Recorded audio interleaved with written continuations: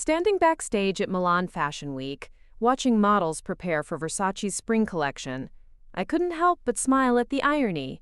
Just 18 months ago, my own boyfriend had told me I was too embarrassing to be seen with in public.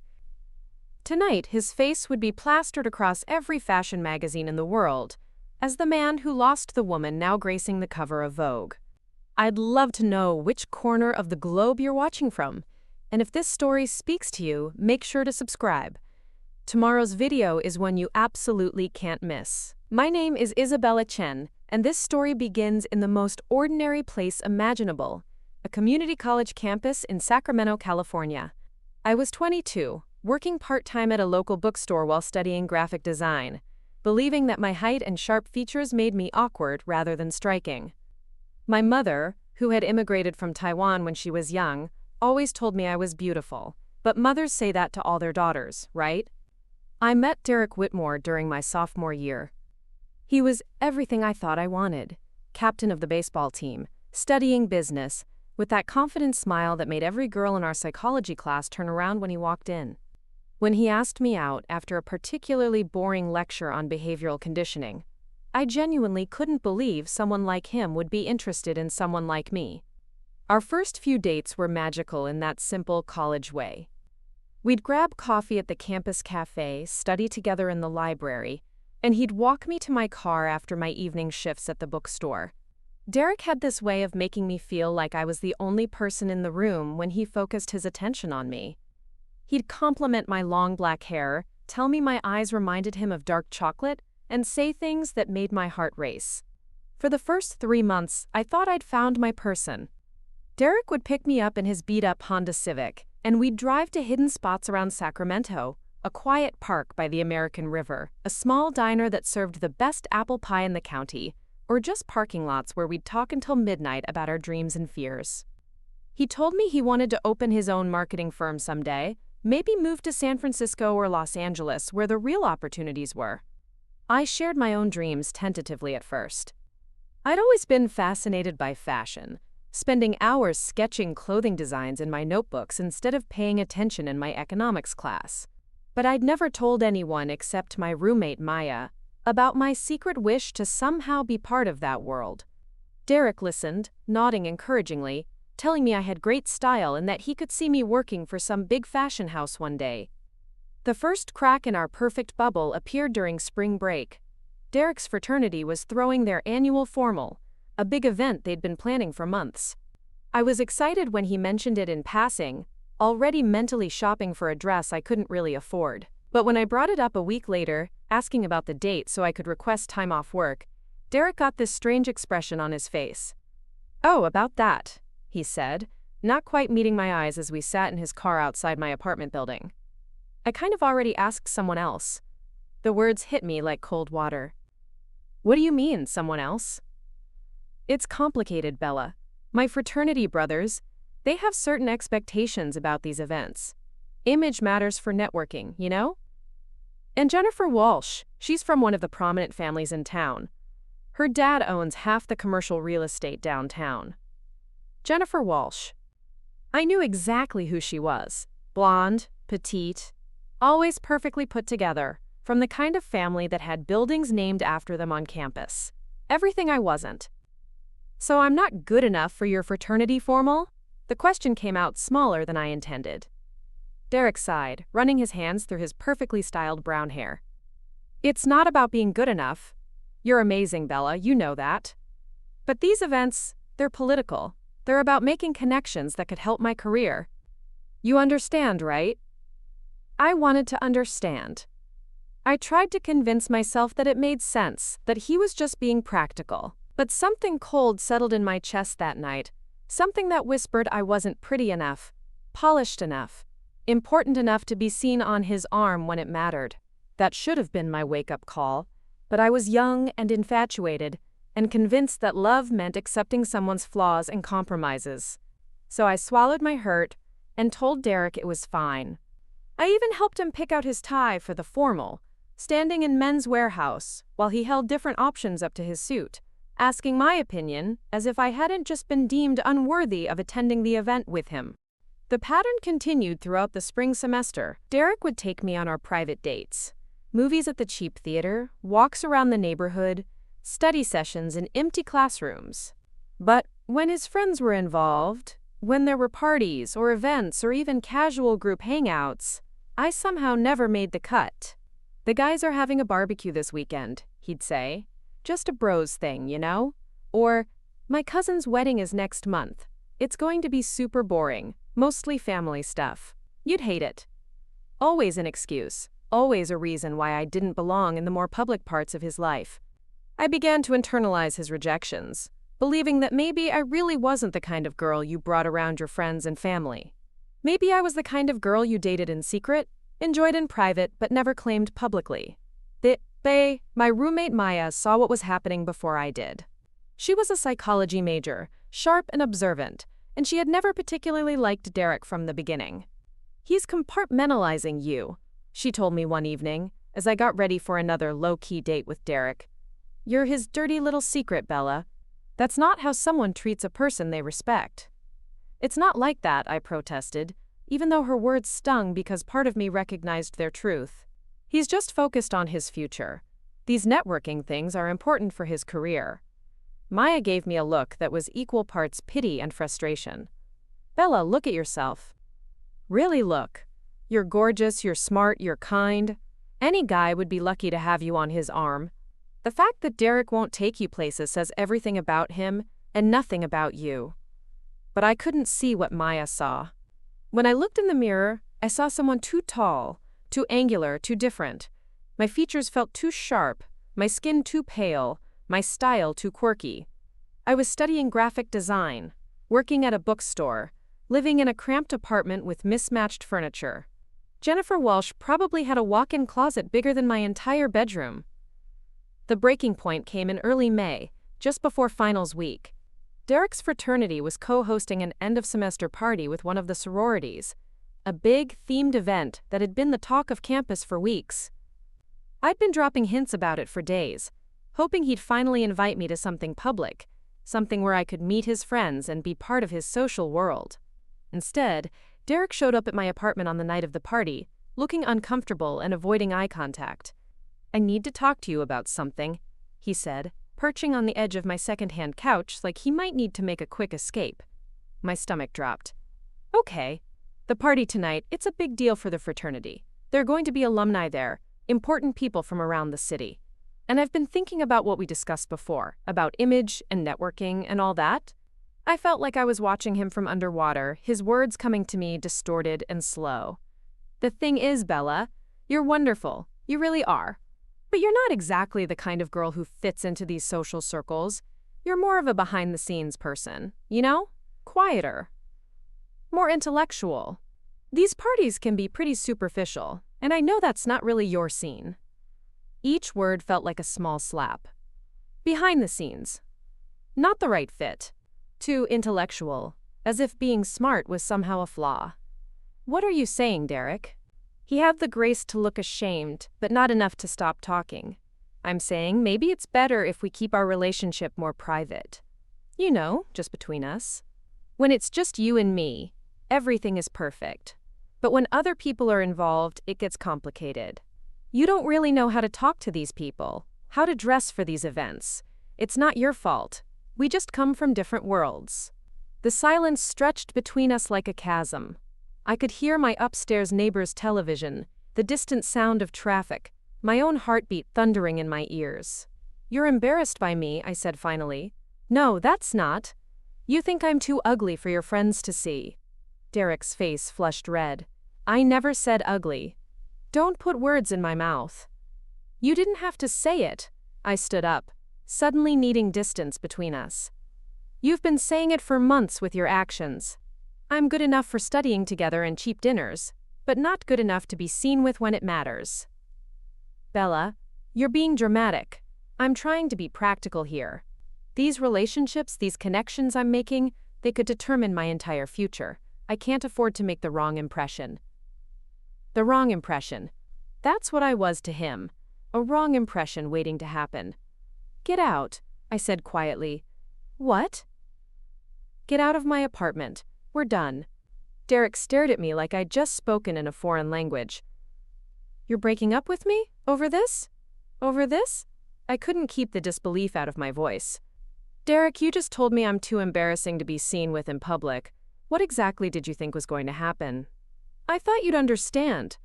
I thought you'd be mature about this." Mature?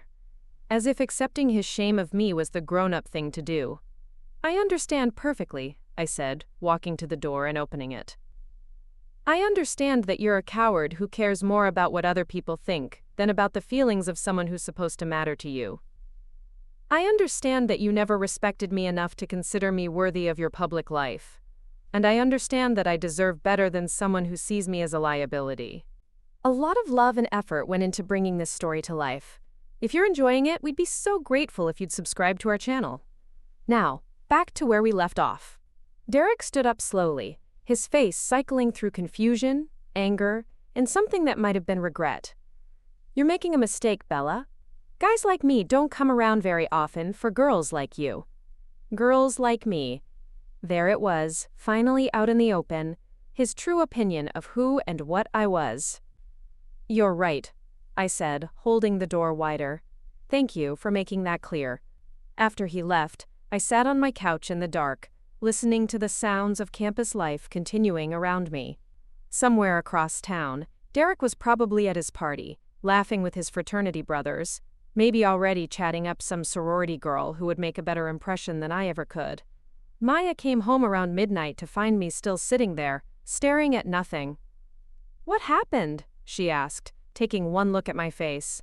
I told her everything. The months of excuses, the casual cruelty of his words, the way he'd made me feel like I should be grateful for whatever scraps of attention he was willing to give me in private. "Good," Maya said when I finished. "It's about time you saw him for what he really is." "Maybe he was right, though," I said, the words tasting bitter.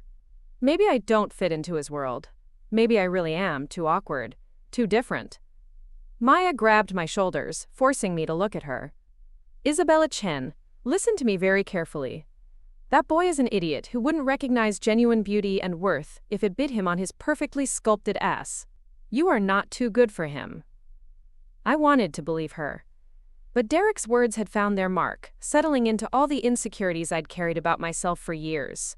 Too tall, too angular, too different. Too much trouble for anyone important to bother with. What I didn't know then, sitting in my dark apartment nursing a broken heart and wounded pride, was that everything was about to change. That in just a few months, a chance encounter would reveal that all the things Derek saw as flaws were exactly what the rest of the world had been looking for. But that night, I just felt ugly and unwanted, convinced that I'd probably never find someone who would be proud to have me by their side when it mattered. 2 months after Derek walked out of my life, I was working a particularly quiet shift at Riverside Books when everything changed. It was a Thursday afternoon in July, Sacramento heat shimmering off the pavement outside, and I was reorganizing the photography section when a voice behind me said, "Excuse me, do you work here?" I turned around to find a woman unlike anyone I'd ever seen in our little bookstore. She was probably in her 40s, with silver-streaked hair pulled into an elegant chignon, wearing a perfectly tailored cream blazer that probably cost more than my monthly rent. But it was her eyes that caught my attention, sharp, assessing, the kind of gaze that seemed to catalog every detail. "Yes, can I help you find something?" I asked, suddenly conscious of my wrinkled uniform polo and the fact that I'd pulled my hair back with whatever elastic band I'd found in my backpack. "Actually," she said, tilting her head slightly, "I think I might be able to help you." Before I could ask what she meant, she handed me a business card. The paper was thick, expensive, with elegant lettering that read, "Victoria Sterling, Talent Scout, Sterling Model Management, New York." "I'm sorry, what?" I stared at the card, then back at her face. "My name is Victoria Sterling. I represent some of the most successful models in the industry, and I've been doing this for 23 years. I have an eye for potential, and you, my dear, have something extraordinary." I almost laughed. After months of Derek's subtle and not-so-subtle messages about my inadequacy, the idea that someone thought I had modeling potential seemed absurd. "I think you have the wrong person," I said, trying to hand the card back. "I'm not model material. Victoria's eyebrows rose. Who told you that? The question was so direct, so unexpected, that I found myself answering honestly. Everyone, I guess. I'm too tall, too angular. My features are too sharp. Too tall? Victoria looked me up and down, appraising Ly. You're what, 5'10"? 5'11", I admitted. Perfect. And angular features? She stepped closer, studying my face with professional intensity. Darling, what you call angular, I call striking. What you call sharp, I call distinctive. You have bone structure that photographers dream about. I glanced around the bookstore, wondering if this was some kind of elaborate prank. I don't understand. High fashion isn't about being conventionally pretty, Victoria continued. It's about having a face that tells a story, features that photograph beautifully, a presence that commands attention. You have all of that in spades. She pulled out her phone and showed me photos of famous models, women with strong jawlines, prominent cheekbones, distinctive features that made them unforgettable rather than traditionally beautiful. This is Leo Wen, she said, swiping through images. And Giselle. And Tilda Swinton. None of them are conventionally pretty in the way a small-town pageant winner might be. But they're iconic, because they're memorable, because they have faces that stick with you. I stared at the photos, seeing for the first time how the features I'd always considered flaws might actually be assets.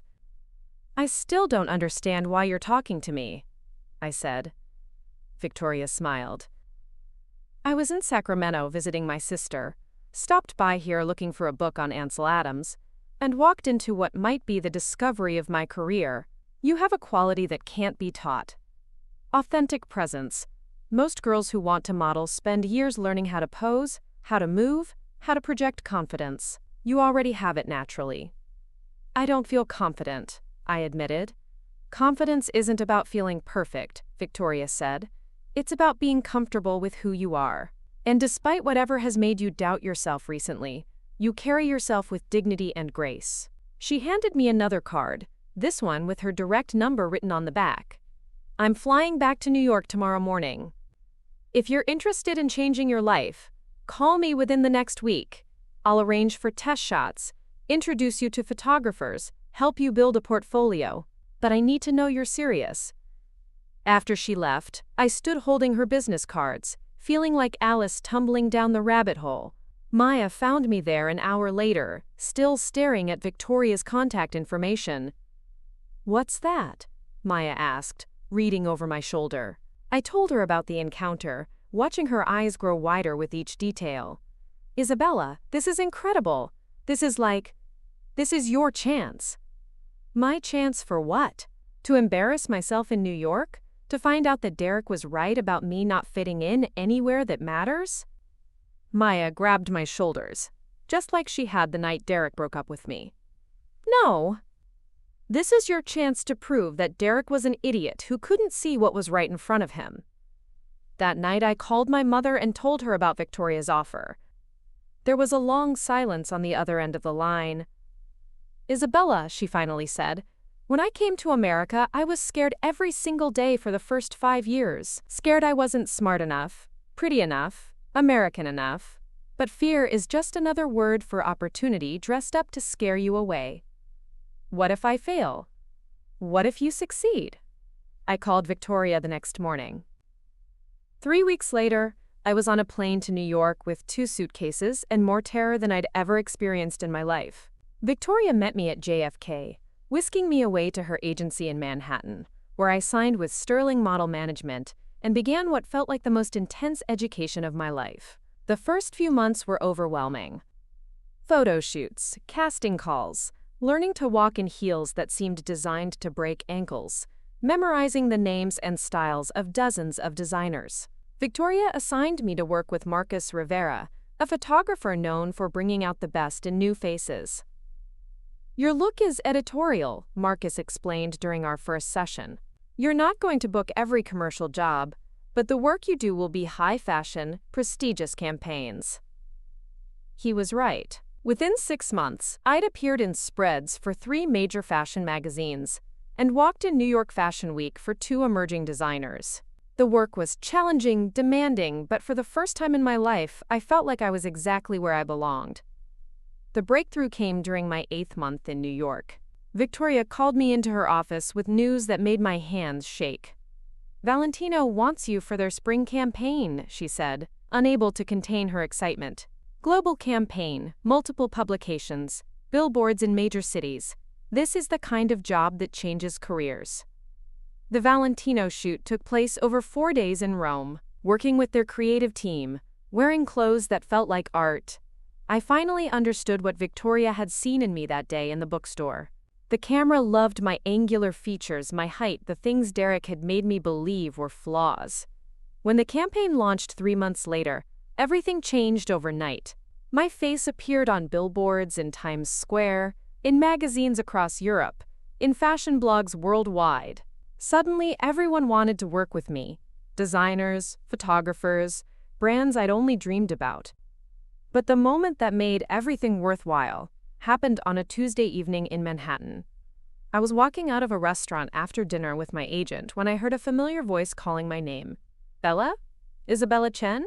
I turned around to find Derek Whitmore standing on the sidewalk, looking exactly the same except for the stunned expression on his face. He was wearing a suit that wasn't quite expensive enough for the neighborhood, clearly trying to fit into a world that still felt foreign to him. "Derek," I said calmly, noting how his eyes traveled from my designer dress to my professional makeup to the way I now carried myself with the confidence that came from knowing my worth. "I can't believe it's you," he said, stepping closer. "I mean, I saw the Valentino ads, but I thought it was just someone who looked like you. But it's really you, isn't it? It's really me. You're a model, a famous model." He shook his head like he was trying to wake up from a dream. "When did this happen?" "About a year ago," I said, checking my watch. "Right after you told me I was too embarrassed to be seen in public." Derek's face flushed red, just like it had that night in my apartment. "Bella, listen, about that whole thing. I was young, stupid. I didn't know what I was talking about." "You knew exactly what you were talking about," I replied. "You were talking about how you were ashamed of me, how I didn't fit into your image of success. But look at you now. You're incredible, you're successful, you're—" He gestured helplessly at my appearance. "You're everything I knew you could be."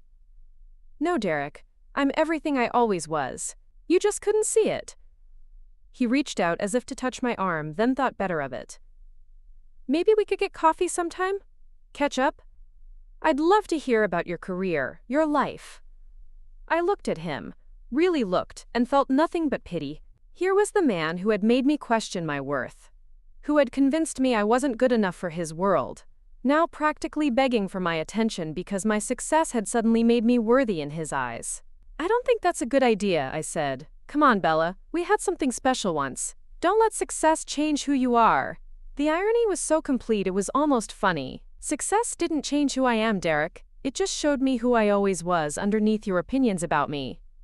What's that supposed to mean? It means I spent months believing I wasn't pretty enough, sophisticated enough, good enough for your world. But the truth is, you weren't good enough for me. Derek's expression shifted from hopeful to angry. "You're different now. Success has made you cold." "No," I said, finally understanding something that had taken me months to learn. "Success gave me the distance to see clearly. You didn't love me when we were together, Derek. You loved having someone who was grateful for whatever attention you were willing to give. Someone who wouldn't challenge you or expect you to be better than you were. That's not true. Isn't it? You kept me hidden because you were ashamed of me. Now you want me back because you're proud of what I've become. But here's the thing. I'm the same person I was then. The only thing that's changed is that now I know my worth."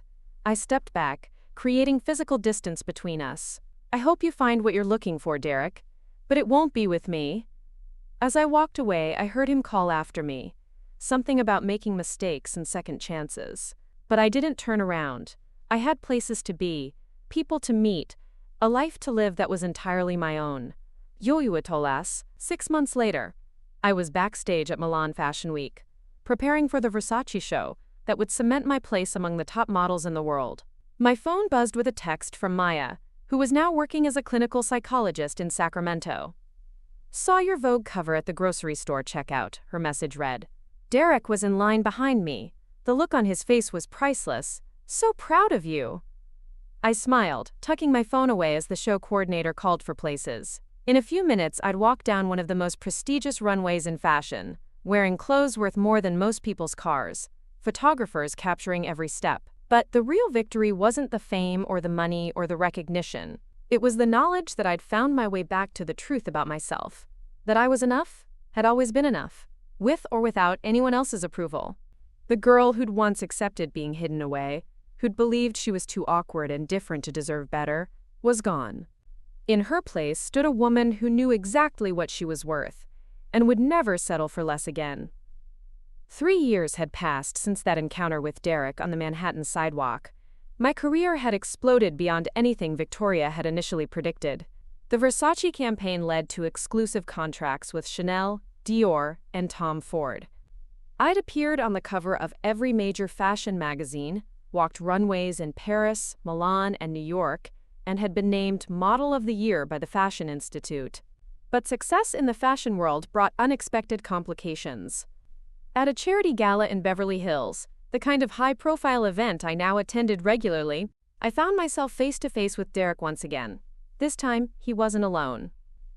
He was there as someone's plus one, clearly out of his element in his rental tuxedo, staying close to a blonde woman who looked uncomfortable in her department store gown.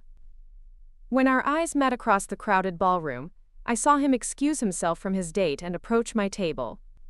"Isabella," he said, his voice carrying a desperation that hadn't been there during our sidewalk encounter, "I've been hoping I'd run into you again." I was seated with Alessandro Moretti, an Italian photographer whose artistic vision had helped shape my career, and Francesca Liu, editor-in-chief of Harper's Bazaar. Both were watching this interaction with barely concealed curiosity. "Derek," I acknowledged coolly, not standing from my seat. "How did you manage an invitation to tonight's event?" His face reddened. "I'm here with Amanda. She works in public relations for one of the sponsors." Amanda, presumably the blonde woman now standing awkwardly by the bar, clearly aware that her date had abandoned her to chase after another woman.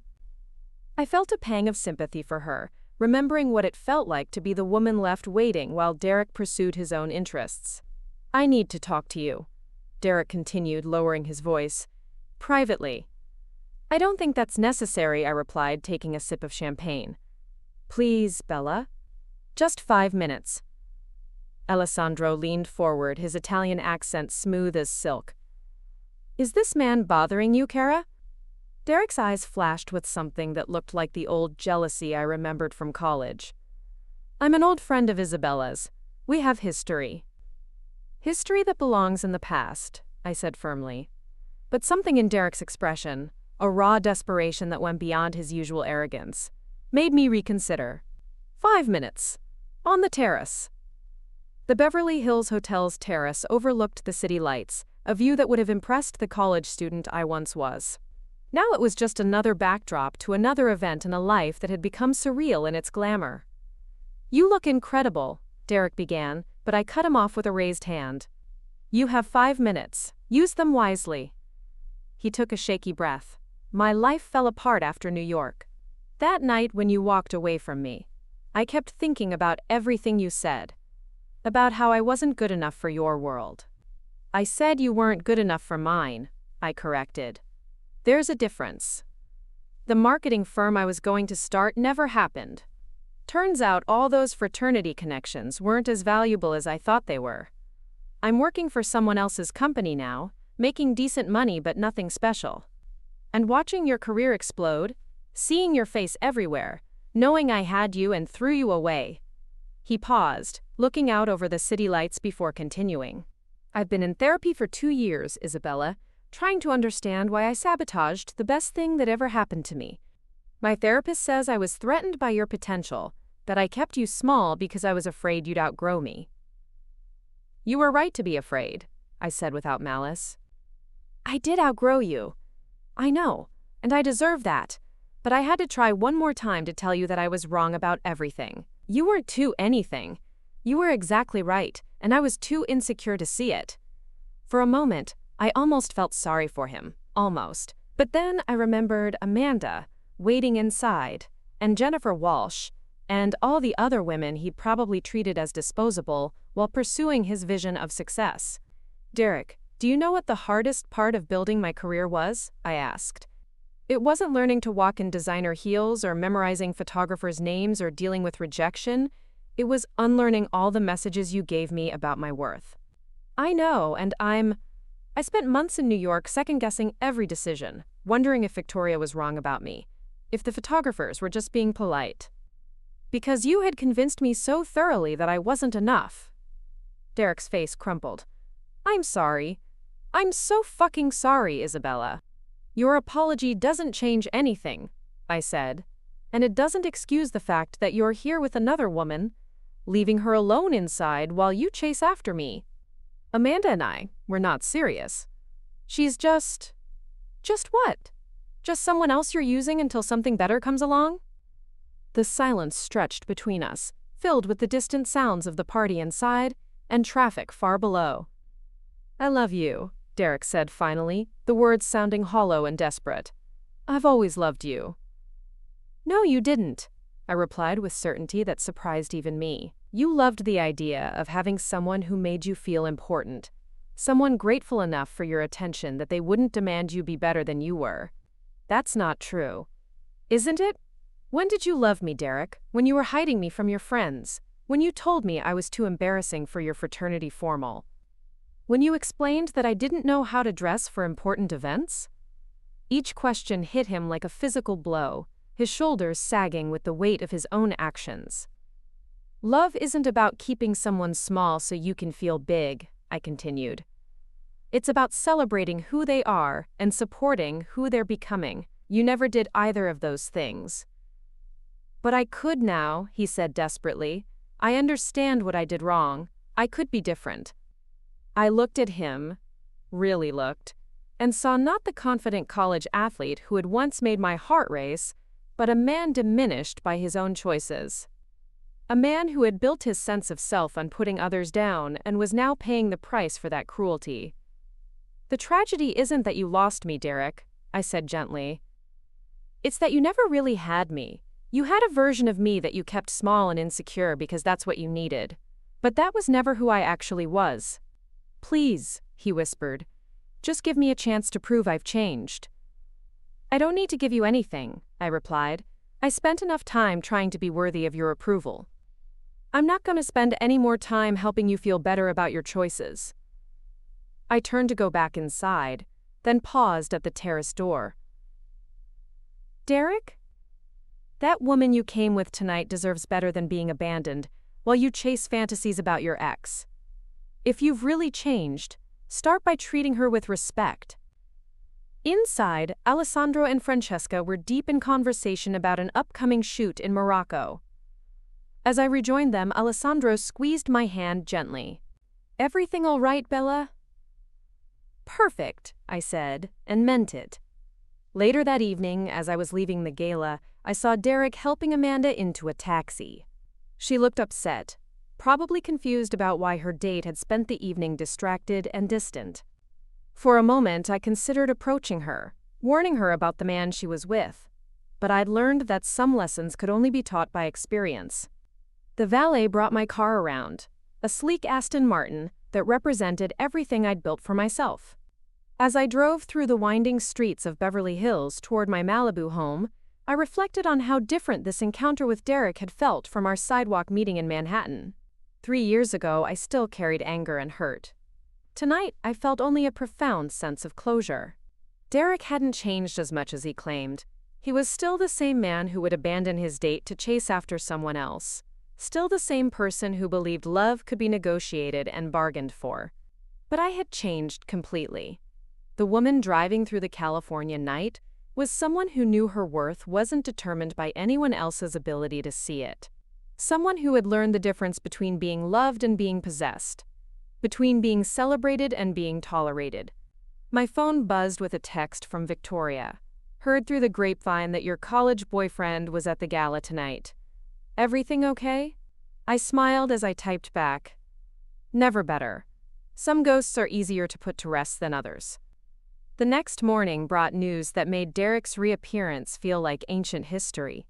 Victoria called with an offer that would take my career to entirely new heights. A multi-year contract with a luxury brand that would make me not just their face but a creative partner in developing their image. "This is unprecedented," Victoria explained over breakfast at the Beverly Hills Hotel. "They want you involved in everything from campaign concepts to store design. You'll essentially become a businesswoman, not just a model."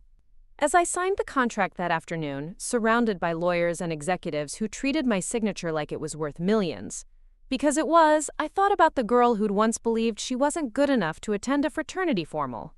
That girl had grown into a woman who didn't just attend exclusive events, but who had the power to make or break them with her presence. More importantly, she'd become someone who understood that true power came not from others' approval, but from the unshakable knowledge of her own worth. Derek had been right about one thing. We did come from different worlds. He just hadn't understood which world would prove to be more valuable in the end. Looking for more? We've got 2 amazing stories ready for you right on screen. If this one touched you, these are absolutely worth your time. Click to watch them now. And hey, subscribe and hit that bell to never miss our latest uploads.